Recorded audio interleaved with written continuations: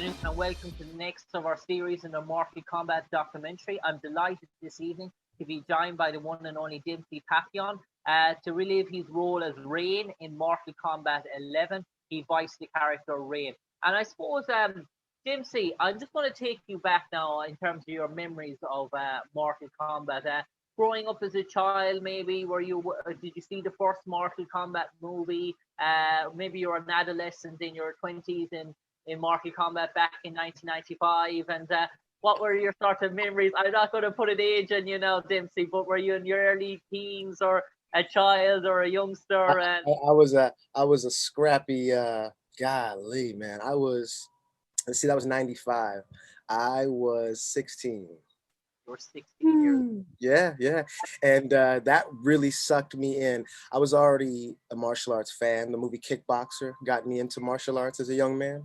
And yeah, Jean-Claude, that wrapped me up. But the Mortal Kombat film, it was so well done. And no one had been able to really grasp that because that was the first realistic fighting game at the time. You know, the fake blood spurts and things like that had us all sucked in. So yes, I love that game. Yeah, and you mentioned the game itself, and it was huge all over the world. Sega Mega Drives, everyone was a copy that everyone sort of wanted Yeah. in terms of that sort of fight sequence and that sort of real sort of. Right. And it sort of appealed to audience, and I suppose it had that sort of violent sort of, but everyone knew it was fictional, it was supernatural, that these sort of guys were immortal as such, that they weren't sort of real. So that made it sort of acceptable in some way. Yeah, it made it okay because all the crazy that we could think of, they put it in a game for us and they gave us controllers and said, have at it. And so we were like, okay. And I suppose, Dempsey, in terms of Mortal Kombat, the movies itself, we know sometimes the transition from computer games, fighting games to big screen, it doesn't go all too well. And sometimes it's one of those things that you can look back and say, oh, should we touch that or should we go near that? And yes. yeah, and in terms of that, one of its big rivals at the time, Mortal Kombat, its huge rivals was the Capcom production of Street Fighter, which was another big fighting sort of game. And where Mortal Kombat sort of succeeded in terms of its transition to the big screen, it didn't really succeed as much for Street Fighter or even time to come the likes of Tekken as well. It didn't really crack on, but something about Mortal Kombat that sort of appealed to that sort of universe. But do you think it was mainly due to the so many backstories and so many characters and so many sort of stories that there were so many ways for producers and directors to go and turn in terms of Mortal Kombat? I believe some of that, but as you were saying it, just ideas, when people articulate them, sometimes you don't realize how it makes sense until someone else says it.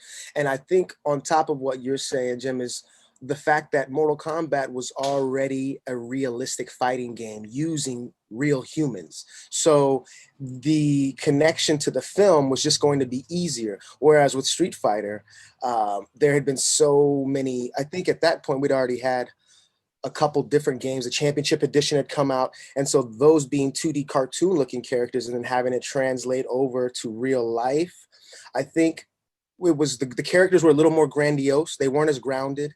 And I don't know, the martial arts tournament aspect of Mortal Kombat just made it, I think, the transition into live action just a lot easier. Yeah, and I suppose in terms of Mortal Kombat, then it started. You had the first movie, and then you had Mortal Kombat Annihilation, and then the series went further in terms of what is stretched in terms of Mortal Kombat Conquest and Legacy, and that sort of pushed it up to another sort of bracket as well. It obviously had an influence in on the gaming sort of universe as well, because what it came about, it meant that they could go more in terms of scripted and dialogue. And one thing that struck me about Mortal Kombat 11 and Mortal Kombat X is that if you take away the fight scenes out of it and you put it as a standalone animated movie, but it's almost like 3 hours, and it's almost like going to the cinema and watching something. Yeah, it's so diverse and so divulged, and you can actually watch it on its own and not even play the game on sort of YouTube and still sort of be taken. That's a good point. Yeah, no, that's a good point. That's a really good point. I've never, because I'm trying to think of most fighting games, because you mentioned Tekken. I forgot that they had tried to make a film out of that. I was just like, oh yeah, that didn't go over well at all. That kind of just like disappeared. And I think there's a Dragon Ball Z film that had come that they started to put together. So, you know, when people start, it just feels like trying. And I think audiences have started to, I guess we didn't respect them enough. So they started to really, you know, well, you can't just give us anything. You know, we really have to connect to it. And so that was a deciding factor for, because when Annihilation came out, I was trying to actually find them online and I couldn't even find them. I mean, because now being connected to the game, I'm a fish out of water. So I have all these fans blowing up my Instagram and my Twitter, which I don't even use now. That I'm like, okay, so I have to go do some work. I'm about to, you know, I'm getting back into gaming more because I'm a first person shooter guy, but I'm about to get into some Ultimate before my character gets released, so I know what the hell I'm talking about. Seriously. I suppose that Mortal Kombat, it has a fan base, a multi-million fan base all over the world, from Brazil to Australia to Ireland to Germany. This is not a US sort of project at all. This is, you can go outside the USA, you could go to Argentina and Brazil, and you can mention the name Mortal Kombat, 100%. and people would have a conversation about you and tell you the whole sort of background sort of story about it. So in terms of that, you now are associated with the sort of Mortal Kombat sort of alumni. You're sort of involved in it, a sort of a franchise that seems to have sort of no sort of boundaries. It's like James Bond. Once you sign up, and you're along for the ride. Yeah. You just know that there's something crazy about to happen. I got to watch some of the Comcast, so it's pretty amazing watching what they've done with the character and how it's being received. Yeah, I suppose that Dempsey, the character Rain, I suppose he's a prince of an Edina. He's a ninja in terms of he's not really your Scorpion or your sort of Sub-Zero type sort of ninjas. He's a royalty type of a guy, but still he still has that sort of costume and a sort of character. So in terms of your knowledge of Rain, going back in terms of, you're all probably familiar with your Sub-Zeros and your Scorpions and that. Was it difficult to find that sort of background when you first auditioned for Rain, or what was the way it was described to you as? No, so this is how it goes sometimes with projects like that. So firstly, I am completely humbled and excited at this point in my voiceover career because I've been mostly an on-camera actor. So voiceover has been a good 10 years of my life now, and it's just progressed. So I've gotten better. And so you get access to more projects. And when you're good and then they like you, they will give you other stuff. So when this project came up, I didn't know exactly what it was because a lot of the high profile projects, they're confidential. We don't know the names of them. We just have a background. And if you're smart enough and you can just pay attention depending upon how much they give you in your scripts, that you can kind of like, oh, is this that one game or what have you? And so I didn't know what this was until, you know, it happened April. I believe I read for it in early April. No, I'm sorry, in March. And I went out to a UFC fight. I'm a big martial arts fan. I went to go watch the Adesanya fight in Vegas, and I got a call from my agent that says, hey, it's for Mortal Kombat. They want you for the role of Rain. And I'm like, what? Oh my God. So it blew my world up. And then I said, oh, let me do some research. And I was just putting a home studio together. And I was just like, let them all be ready in a week, you know? And they were trying to figure everything out because they now had to switch everything up and people had to work from home instead of going to a studio like we would before. So I did a little bit of research, but I didn't know much because I had stopped playing the game so long ago. And so now I'm like, I initially was nervous. And I was like, oh no, it's a fighting game. And I got to read up. And then of course, the developers and the voice director, they were able to work with me and just give me some backstory. So I referred to Rain as a regal assassin. He's not a ninja, you know, he's a regal assassin because he's rightful heir as far as he's concerned. You know, his father just kind of did his thing, left him out there to go figure it out. And as he learned, the rage built inside of him, and he's got a lot of swag, and I love that about him. So yeah, man, I am definitely a fish out of water, but I have no problem being a fish out of water. I'm swimming right now. So I'm doing some research. I'm watching interviews. I'm learning. I'm replying to fans. It's awesome. And I suppose Dempsey, in terms of the character Rain, when you see the sort of animated projection of what he looks like in terms of new Mortal Kombat movie, are you sort of blown back in terms of what they can do now in terms of visual effects for computer games as well? I suppose he's big reveal has gone down very well all over the world. Yes, because they have versions, which I didn't know. So in the Comcast, if some of the people who when this goes up, they can look at the NetherRealm, I believe, YouTube page, and they've put together with the developers. They've gone over a lot of the moves and let you know all of the things that you can do with them. And there, from what I've seen, there are 3 versions as you get into the game that his moves will progress, his fatalities progress. There are even the nuances of how the characters get up off the ground, the fans have figured out. And so there's more, from what I was told, there are more entry combos for Rain than a lot of the other characters. And the Qatar that he uses, which is funny because I train Southeast Asian martial arts, Filipino, Eskrima, Kali, some of those martial arts, we use blades, we use a karambit. And his movements are a lot of fun to watch him because there's some similarities in some of the martial arts that I've trained. And he is probably one of the more layered characters from what I was hearing. And so, like I said, man, I'm still learning. So I hope the fans will appreciate that. I'm trying my best to respect Rain and learn while I go. So. Yeah, and I suppose Dempsey, one thing we should know about Rain, if you're not aware of this, you probably are aware, he was the former love of Princess Titania in terms of that. Yes. So obviously, I'm still learning. I just heard that. Yes, and he betrayed Melina in part 10, and so there's a little twist. So he was having a little fun. He was breaking some hearts apparently, and that can get you killed in the dunya. So obviously, Dempsey, that makes him a mortal sort of enemy towards Liu Kang as well. So obviously, that brings up exciting sort of right. Thank you. So that brings up exciting opportunities going further down the line, obviously, with the release of the new Mortal Kombat movie in 2021. And obviously, central to that, obviously, are going to be Liu Kang and Princess Titania, because you can't have a Mortal Kombat movie, obviously, without the two. So obviously, if they're looking towards backstories and looking to the backstories or flashbacks of Princess Titania's sort of past, it could bring up opportunities or cameo roles for a guest appearance of Rain or something. That would be, hey, from your mouth to God's ears, Jim. Let's just go ahead and keep putting out in the universe, brother. I'm all about that.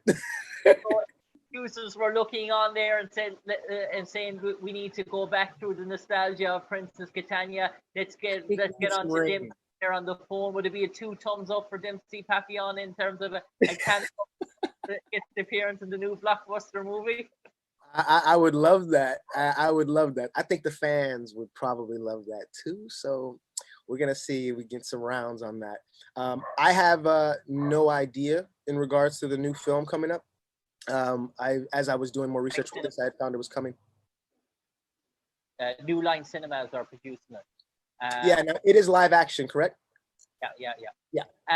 Dempsey, in terms of Mortal Kombat, the new movie, I saw Louis Tan was sort of was going to be an actor that's appearing, and he told me he didn't tell. He said in his previous interview, didn't tell me, but he said that it's sort of gone more R-rated, more down the lines of Dark Knight, sort of Joker, that sort of genre, and the sort of a more adult sort of teen sort of thing.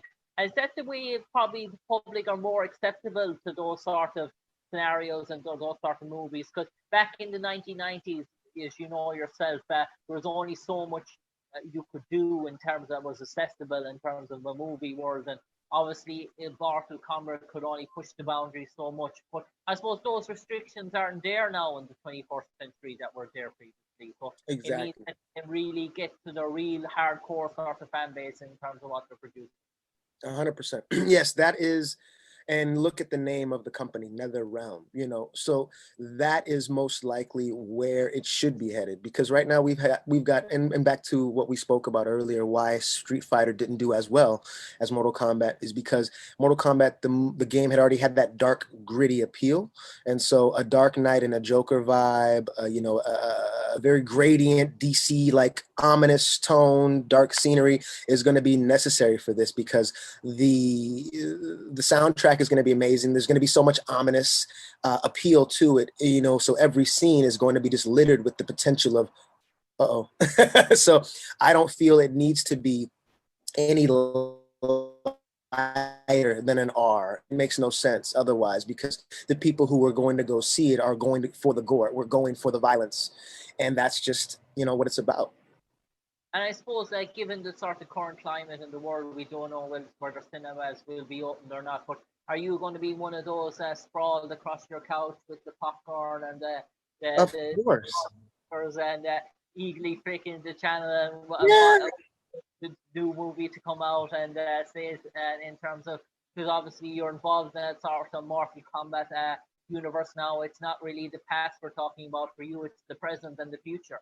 Exactly. Yeah, 100%. And that is the potential that this game has, what it has for not just for me, but for everyone involved with it and how they're doing it. And so what I'm seeing with the introduction of the new characters and all the DLC that's available with these games and how the crossover with films, it's unlimited. And I've been in this game 20 something, about 21 years, 22 years. And what I've noticed is, if there's an opportunity for anything to be carried on, it's going to be carried on. We're past the, oh no, we made a sequel kind of vibe, as audience members.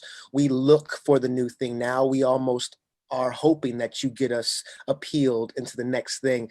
And so Mortal Kombat's not going to have a problem keeping a fan base at all. So yeah, I'm happy.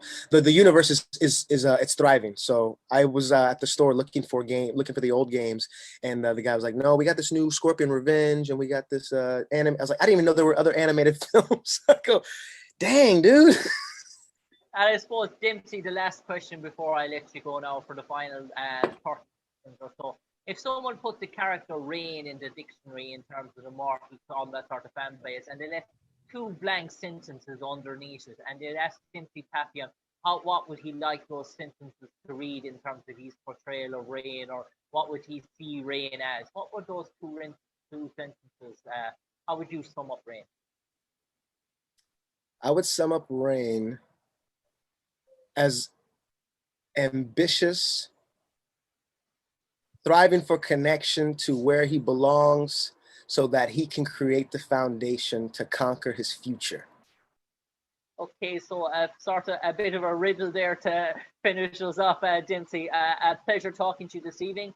It's not reliving the past for you, I suppose. It's delving into the future and learning as much as you can. And obviously, It's going to be hopefully a long career for you involved in the Mortal Kombat franchise.